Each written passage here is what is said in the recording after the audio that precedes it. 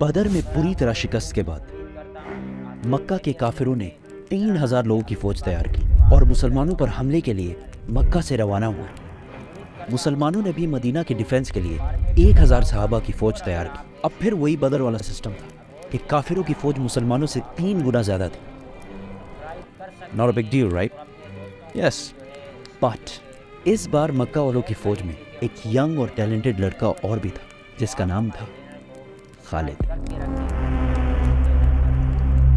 رسول اللہ صلی اللہ علیہ وسلم نے مدینہ کے اندر رہ کر لڑائی کرنے کا مشورہ دیا، لیکن زیادہ صحابہ نے کہا کہ مدینہ سے نکل کر اوپن ڈیزرٹ میں لڑائی کرنی چاہیے، اور رسول اللہ صلی اللہ علیہ وسلم نے اپنی رائے چھوڑ کر میجورٹی کی رائے مانی، اور مدینہ سے 1000 صحابہ لڑائی کے لیے روانہ ہوئے۔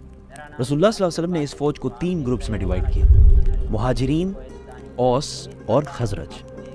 1000 صحابہ میں سے صرف 100 کے پاس باڈی آرمر اور شیلڈز وغیرہ تھے، اور صرف 50 گھوڑے تھے۔ اس کے مقابلے میں 3000 مکہ کی فوج آ کر احد کے مقام پر رکی اور مسلمانوں کا انتظار کرنے لگی۔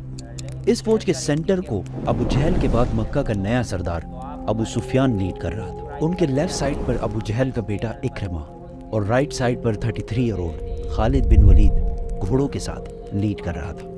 مکہ کے 3000 فوجیوں سے لڑنے کے لیے جب 1000 صحابہ احد پہنچے، عبداللہ بن ابی سب سے بڑا منافق نے کہا کہ ہم تو نہیں لڑیں گے بھائی، یہ تو خودکشی ہے۔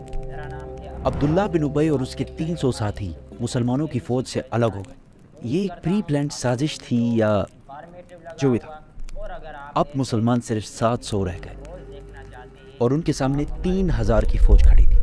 رسول اللہ صلی اللہ علیہ وسلم نے 50 آرچرز تیر انداز اس پہاڑ کے اوپر بھیجے تاکہ مکہ والے پہاڑ کے پیچھے سے حملہ نہ کر سکیں، اور ان 50 لوگوں کو کلیئر آرڈر دے دیے کہ اگر تم دیکھو کہ مسلمان جنگ جیت چکے تم نے پہاڑ سے نہیں اترنا، اور اگر تم دیکھو کہ مسلمان ہار گئے ہیں اور پرندے ان کے جسموں کا گوشت کھا رہے ہیں تب بھی تم نے اپنی جگہ سے نہیں ہلنا۔ کافروں کی فوج سے ایک بندہ سامنے آیا اور مسلمانوں کو چیلنج کیا۔ حضرت علی نے جا کے پھر اس کا بھائی سامنے آیا اور حضرت حمزہ نے اس کو بھی ختم کر دیا۔ پھر وہاں سے آتے گئے اور مسلمان ساروں کو مارتے رہے۔ اسی کے ساتھ دونوں فوجوں نے حملہ کر دیا۔ پہلے لڑائی تھوڑی سخت ہوئی، لیکن آہستہ آہستہ صحابہ ان کو کرش کرتے گئے اور مکہ والے حوصلہ ہارنے لگے، اور تھوڑی سی لڑائی کے بعد بدر کی طرح میدان سے بھاگنے لگے۔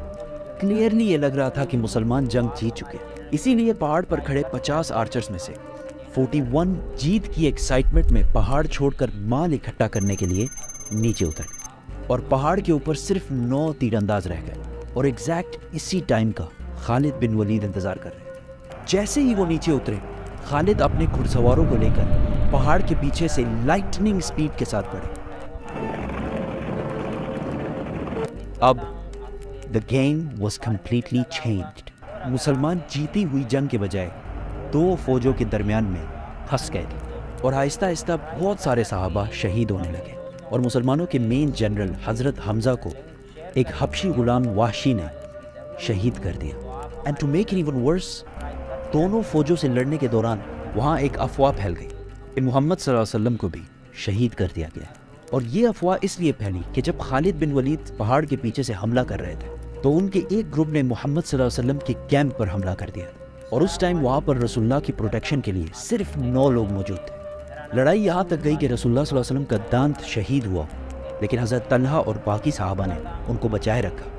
9 ڈیفینڈرز میں سے 7 جب شہید ہوئے تو کافروں کو لگا کہ انہوں نے رسول اللہ کو بھی شہید کر دیا، کیونکہ انہوں نے مصعب بن عمیر کو شہید کیا تھا، جن کی صورت رسول اللہ صلی اللہ علیہ وسلم سے بہت ملتی جلتی تھی۔ اتنے میں مسلمانوں کی فوج کسی طرح وہاں سے نکل کر پیچھے ہٹی اور رسول اللہ صلی اللہ علیہ وسلم کو پروٹیکٹ کر کے پہاڑ کے اوپر لے گئی، اور پہاڑ کے اوپر دوبارہ فارمیشن بنائی اور لڑائی کے لیے بالکل ریڈی ہو گئی۔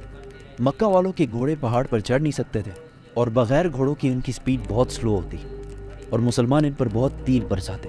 تو ابو سفیان نے فیصلہ کیا کہ بس اتنا کافی ہے، ہم بس یہاں سے واپس مکہ چلے جائیں گے۔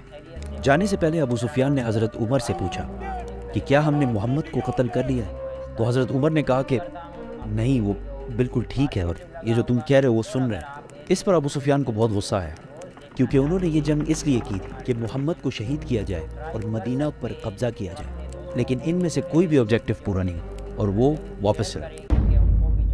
تاریخ میں بہت سارے ہسٹورینز اس جنگ کو مسلمانوں کی ایبسولوٹ شکست کہتے ہیں، لیکن کچھ ہسٹورینز ایسے بھی ہیں जो कहते हैं कि यस मुसलमानों को बहुत नुकसान हुआ, लेकिन कुरैश का कोई भी ऑब्जेक्टिव पूरा नहीं हुआ। इस जंग से मुसलमानों को बहुत नुकसान हुआ, लेकिन एक चीज़ मुसलमानों ने इससे सीखी कि जंग के दौरान कभी भी अपने लीडर के ऑर्डर के खिलाफ नहीं जाना। और फिर आने वाले सालों में बड़े बड़े सुपर पावर्स के साथ इनकी लड़ाई में कभी भी मुसलमानों ने किसी भी लीडर की खिलाफ वर्जी नहीं की। मक्का की फौज वापस तो चली गई, लेकिन इस बार अबू सुफियान ने पूरे अरब से 10,000 की फौज जमा करके मुसलमानों पर हमले की तैयारी शुरू कर दी। अस्सलाम वालेकुम, उम्मीद करता हूँ आप सब खैरियत से होंगे। मेरा नाम है अब्दुल बासित और आप देख रहे हो मेरा यूट्यूब चैनल ABC कोहिस्तानी। उम्मीद करता हूँ आपको ये वीडियो इन्फॉर्मेटिव लगा होगा, और अगर आप ऐसे वीडियोस हर रोज़ देखना चाहते हैं तो आप हमारे जो है चैनल को सब्सक्राइब करके रखें, क्योंकि हम इस चैनल पर हर रोज़ ऐसे वीडियोस एजुकेशनल वीडियोस अपलोड करते रहते हैं। और वीडियो का जो है लिंक अपने दोस्तों के साथ शेयर कीजिए। अल्लाह हाफ़िज़।